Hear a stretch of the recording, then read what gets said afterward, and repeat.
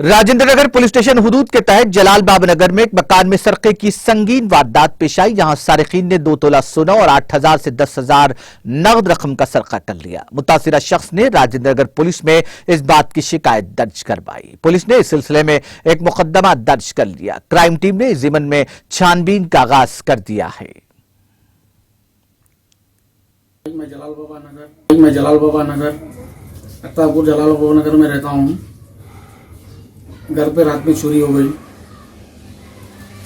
रात में हम दावत में जाके आए थे। रात में 2 बजे आए थे, 3 साढ़े 3 को सो गए। उसके बाद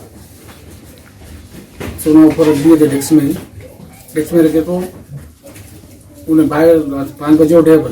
5 बजे उठे तो दोनों दरवाजे खुले थे। उसके जाके बाहर देखे तो कोई भी नहीं दिखे। उसके बाद घर में आके चेक करा तो जो सोना पहन के गए थे पूरा रखे थे ऊपर ही, वो ले लेके चले गया। फिर आगे और एक पैकेट थी ऊपर, वो भी ले लेके गया। जेब में से पत्नी से पूरे पैसे ले लिया। 8 से 10,000 रुपए थे। नाज़रीन, हमारे टीटीवी न्यूज़ को सब्सक्राइब करिए, बेल आइकॉन को प्रेस करिए, शेयर करिए और लाइक करना ना भूलें। और किसी एडवर्टाइजमेंट से मुताल्लिक जानकारी के लिए हमारे इस नंबर पर कांटेक्ट कीजिए। हमारा नंबर है 9550102020।